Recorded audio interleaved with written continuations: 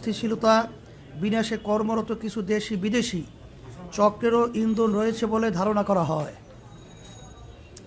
স্বপ্নের পদ্মা সেতু প্রকল্পের ঢাকা কেন্দ্রের প্রবেশদ্বারে বঙ্গবন্ধুকে স্মরণ করে স্থাপিত হতে যাওয়া ভাস্কর্য নিয়ে একটি বিতর্ক তৈরি হয়েছে। ৫-৭টি মসজিদ মাদ্রাসার মিলন মোহনায় দুটি মসজিদের অবকাঠামো ভেঙে এই পয়েন্টে ভাস্কর্য স্থাপনের ফলে স্থানীয় ইমাম, মুসল্লি ও তৌহিদি জনতা সেখানে ভাস্কর্যের বদলে বিকল্প কোনো উত্তম পন্থায় বঙ্গবন্ধুকে স্মরণীয় করে রাখার দাবি জানিয়েছিল। সাংবাদিক বন্ধুগণ, আপনারা জানেন বাংলাদেশ সরকারের বিদ্যমান আইন কানুন মেনেই তৌহিদি জনতা সমাবেশ করেছে এবং সেখানে শালীন ভাষাতেই যৌক্তিকভাবে ভাস্কর্য স্থাপনের বিরোধিতা করা হয়েছে। একই সাথে বঙ্গবন্ধুকে সম্মান জানানোর বিকল্প পন্থাও প্রস্তাব করা হয়েছে। বিষয়টি একেবারেই স্বাভাবিক একটি নাগরিক প্রতিক্রিয়া, কিন্তু আমরা বিস্ময়ের সাথে লক্ষ্য করলাম একটি সুবিধাভোগী মহল বিষয়টিকে কেন্দ্র করে দেশে চরম উস্কানি উত্তেজনা তৈরি করছে।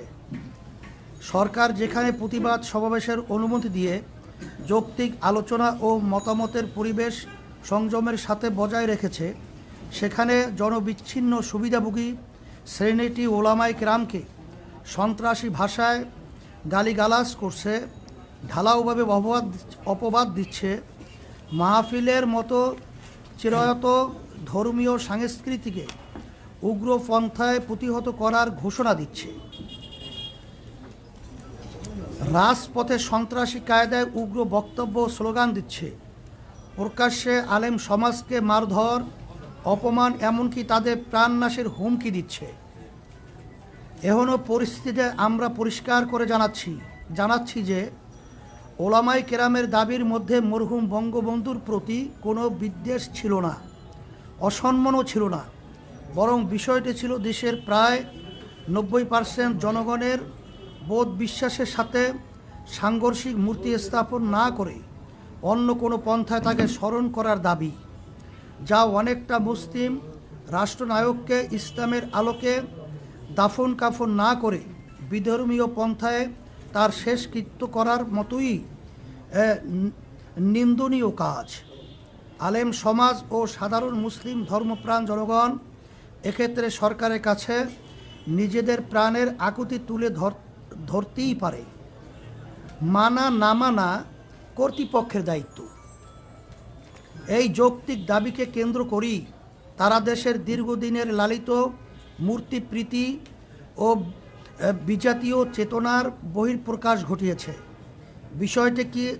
বিষয়টিকে বিকৃতভাবে উপস্থাপন করে দেশের সর্বজন শ্রদ্ধেয় ওলামায়ে কেরামকে অপদস্থ করার হাতিয়ার হিসেবে গ্রহণ করেছে। এসব কোনো দেশপ্রেমিক মানুষের কাজ হতে পারে না। প্রিয় সাংবাদিক বন্ধুগণ, বাংলাদেশ স্বাধীন হয়েছে আজ 50 বছর হতে চলছে। ঐক্যবদ্ধ এই জাতি মাত্র 9 মাসে দেশটাকে স্বাধীন করেছে। এখানকার মানুষের ভাষা, সংস্কৃতি, ধর্ম প্রায় এক। এমন ঐক্যবদ্ধতা যে কোনো জাতির জন্যই গর্বের। কিন্তু আমরা দুঃখের সাথে লক্ষ্য করছি একটি মহল জনতার এই ঐক্যকে ছিন্ন ভিন্ন করতে চায়। বাংলাদেশ একটি গণতান্ত্রিক দেশ পরিচালনায় প্রত্যেক নাগরিকের মতামত প্রকাশের এখতিয়ার রয়েছে।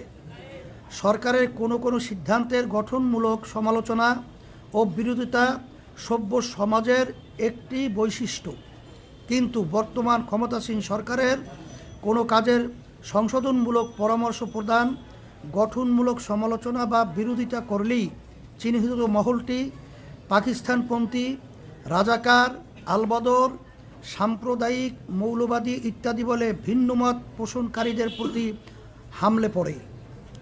এতে করে জনগণের মধ্যে ক্ষোভ ও বিভাজন তৈরি হয়। আমরা মনে করি বিষয়টি জাতীয় উন্নয়ন অগ্রগতির পথে অপ্রধান অন্তরায়। প্রসঙ্গত স্মরণ করিয়ে দিতে চাই, ইসলামী আন্দোলন বাংলাদেশের প্রতিষ্ঠাতা ও তার পরিবার 71 সালে একনিষ্ঠভাবে মুক্তি সংগ্রামের সহযোগী ছিলেন। তার দরবার ছিল এলাকার সকল ধর্মবর্ণের মানুষের আশ্রয়স্থল। বিষয়টি এলাকার মুক্তিযোদ্ধাদের মাঝে সর্বজন বিদিত। যারা এই বিষয়ে বিতর্ক করছে তারা মিথ্যার আশ্রয় নিয়ে মুক্তিযুদ্ধের চেতনাকে তামাশায় পরিণত করছে। আমরা এর তীব্র প্রতিবাদ ও নিন্দা জানাই। প্রিয় সাংবাদিক বন্ধুগণ, ওলামায়ে কেরাম কোরআন হাদিসের আলোকে তাদের মতামত জানান মাত্র তারা কখনোই কাউকে আইন হাতে তুলে নিতে বলেন না। একই ধারাবাহিকতায় ধোলাইপাড়ের মূর্তি নিয়ে তারা তাদের অবস্থান জানিয়েছেন। এর সাথে দেশের অন্য মূর্তি ভাঙ্গার কোনো সম্পর্ক নেই। বিচ্ছিন্ন কোনো ঘটনার সাথে ওলামায়ে কেরামের মতামতকে উদ্দেশ্যমূলকভাবে সম্পৃক্ত করা উলামা ও ইসলাম বিদ্বেষের নগ্ন বহিঃপ্রকাশ মাত্র। প্রিয় সাংবাদিক বন্ধুগণ, এখানে আরেকটি বিষয় উল্লেখযোগ্য। মরহুম শেখ মুজিবুর রহমানের শাসনামলে যারা তার বেশি বিরোধিতা করেছে, বঙ্গবন্ধুর চামড়া খুলে নেয়ার হুমকি দিয়েছে, বঙ্গবন্ধু হত্যার ক্ষেত্র তৈরি করেছে, মৃত্যুর পরে আনন্দ উল্লাস করেছে, তারাই আজ বঙ্গবন্ধুর সম্মান রক্ষার নামে অপসংস্কৃতি প্রসারের সবচেয়ে এগিয়ে। অবস্থার দৃষ্টি মনে হয় এরা বঙ্গবন্ধুর কন্যা ও মূল আওয়ামী লীগের চেয়েও বেশি মুজিব ভক্ত হয়ে গেছে। এখানে মনে হওয়া যৌক্তিক যে বঙ্গবন্ধুর সম্মান তাদের উদ্দেশ্য না, বরং তাওহীদ বিরোধী মূর্তিবাদী আদর্শ বিস্তারই তাদের মুখ্য উদ্দেশ্য, যা এদেশের বৃহত্তর জনগোষ্ঠীর চেতনা বিরোধী। তাছাড়া সরকারের উন্নয়ন বাধাগ্রস্ত করার এবং দেশের সামগ্রিক সম্প্রীতি ও শান্তি শৃঙ্খলা বিনষ্ট করাও তাদের দূরবর্তী লক্ষ্য।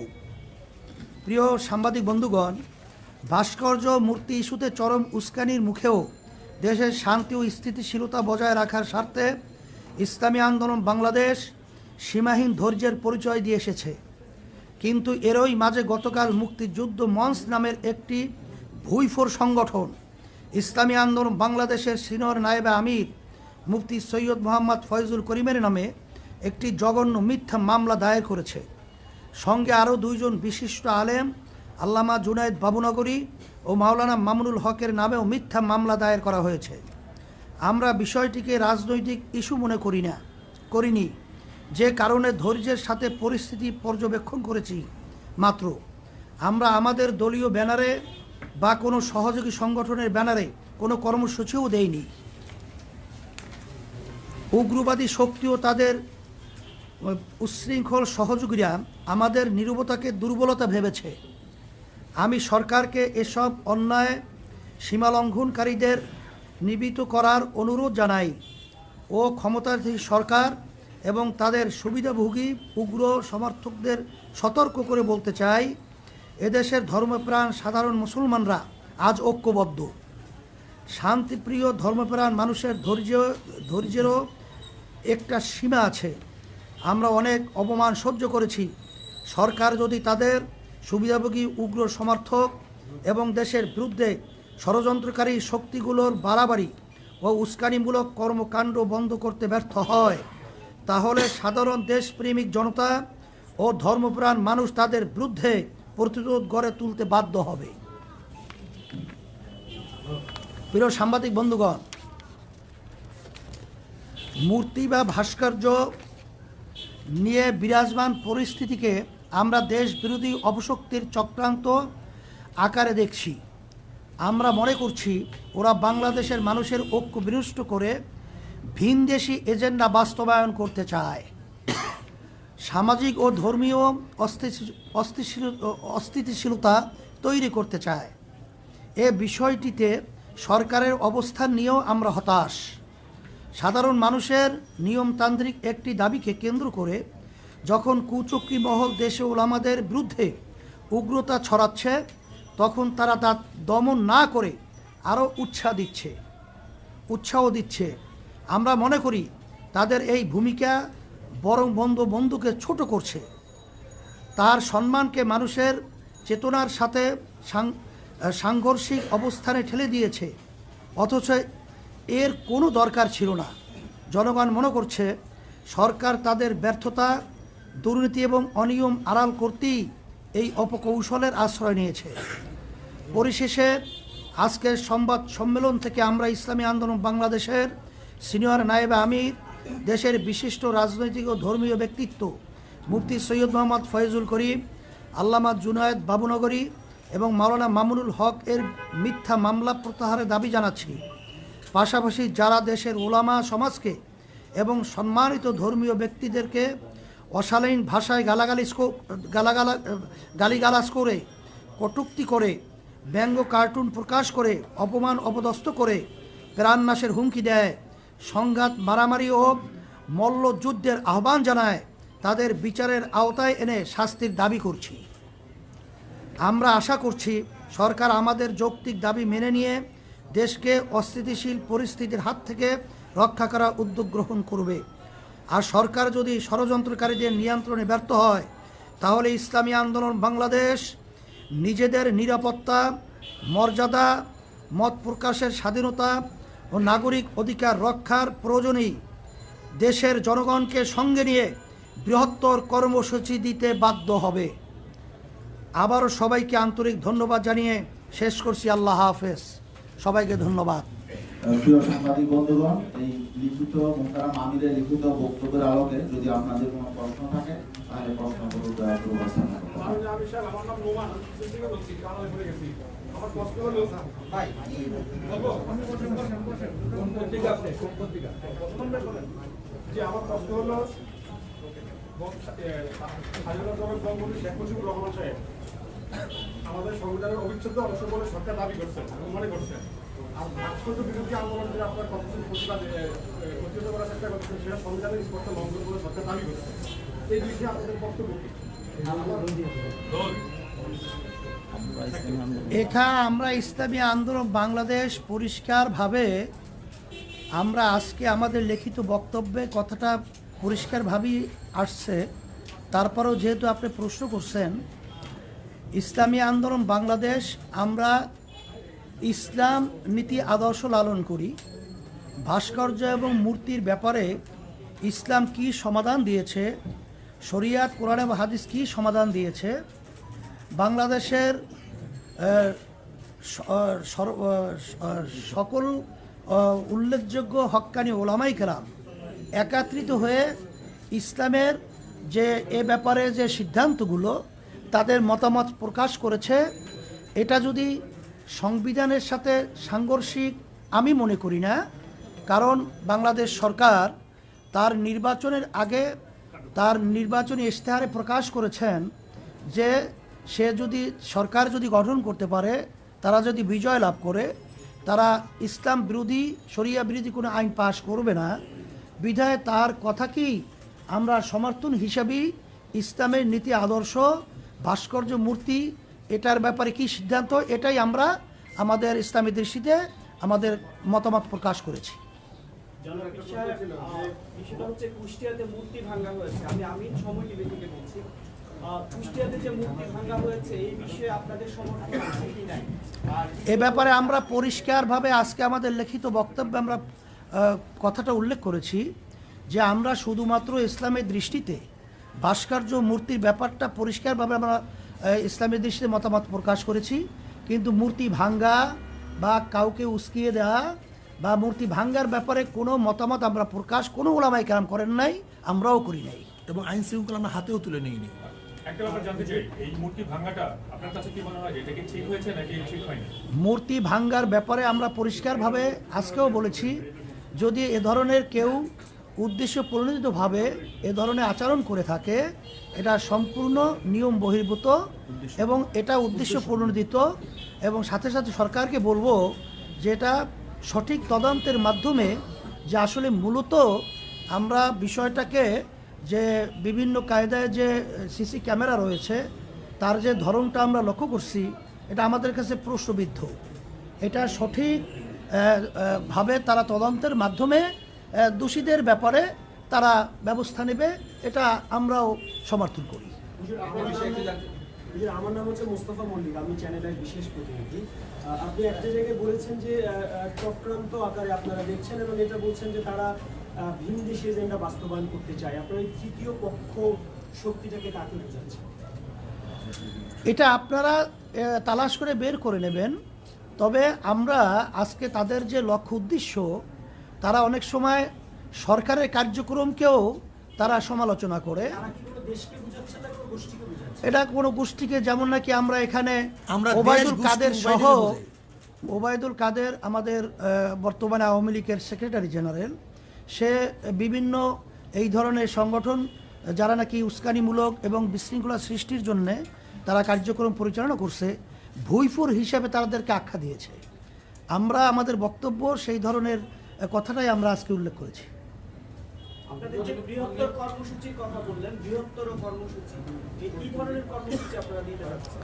সেটা সময়ের ব্যবধানে অবস্থার পরিপ্রেক্ষিতে আমরা সেভাবে পরামর্শ ভিত্তিক আপনাদেরকে জানাবো ইনশাল্লাহ।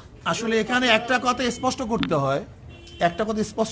হয়, একটা হলো বঙ্গবন্ধুর নিজেকে কটূক্তি করা, তাকে অশ্রদ্ধা সম্মান করা, আটল তার প্রতিকৃতি ভাস্কর্যকে না মানা, দুইটা জিনিস এক না। যেমন বাবা অসুস্থ, ডায়াবেটিস রুগী, দুই ছেলে, বাবা মিষ্টিকে পছন্দ করে, এক ছেলে তার কাছে মিষ্টি নিয়ে যায়, আর এক ছেলে তার থেকে জোর করে মিষ্টি ছিনিয়ে নিয়ে যায়। উভয় দৃষ্টিতে দেখা যায় একজন তার প্রিয় আর একজন তার অপ্রিয়। কিন্তু যে জ্ঞানী সে অবশ্যই মনে করবে যে যেই ছেলে বাবার ডায়াবেটিস রুগীর থেকে মিষ্টি ছিনিয়ে নিয়ে যায় সেই তার উপকারী এবং প্রিয় সবচেয়ে বেশি।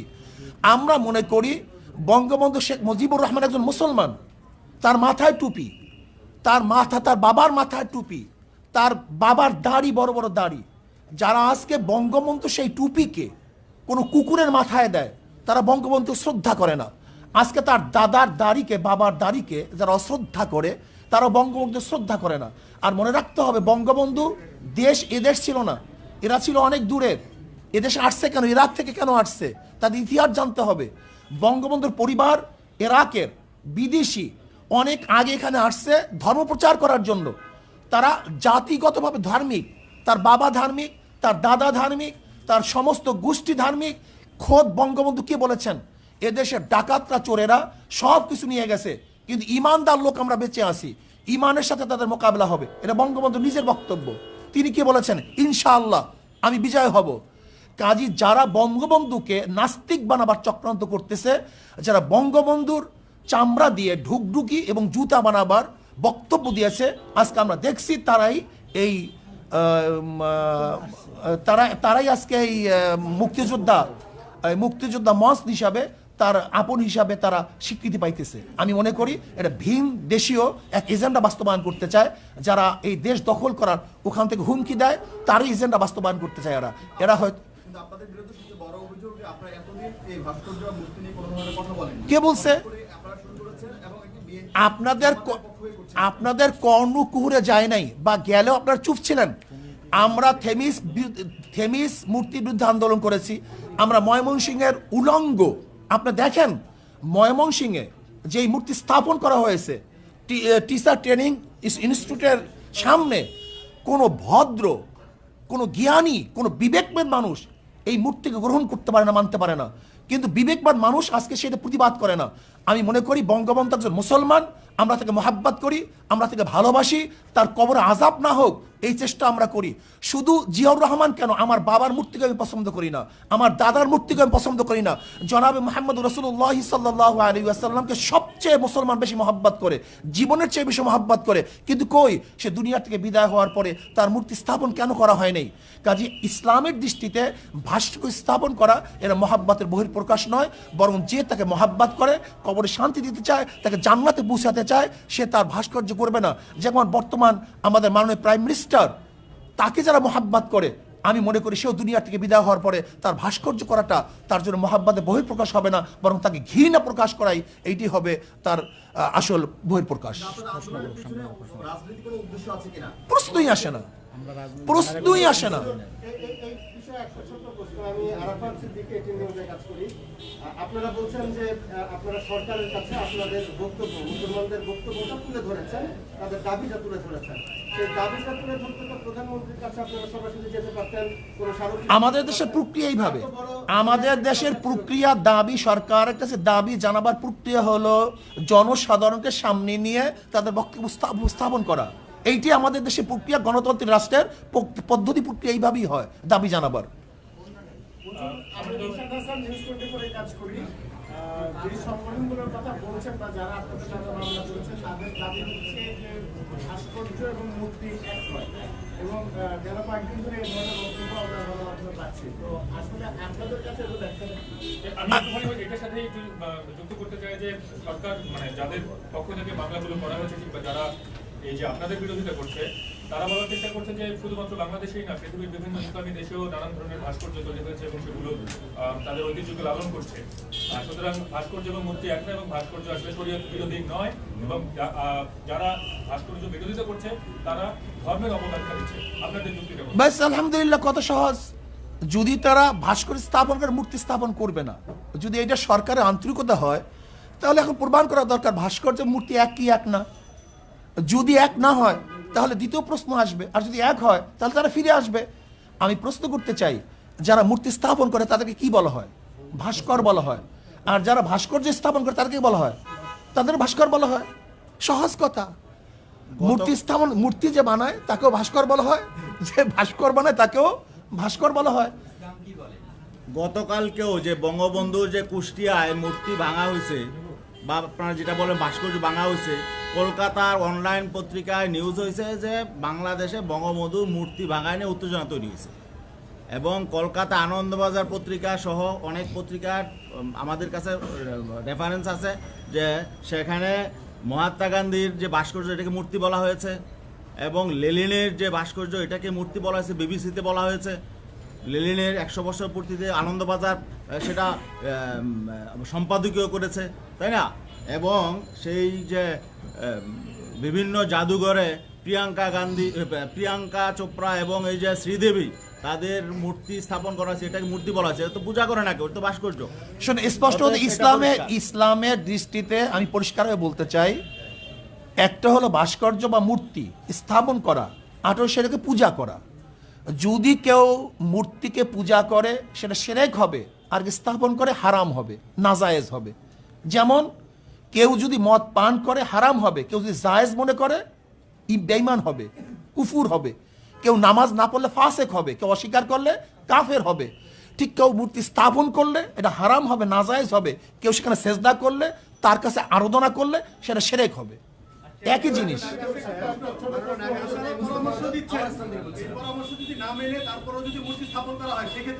ব্যাস, আমরা তো বলছি আমরা সচেতন করব। আইন শৃঙ্খলা আমরা হাতে তুলি নাই।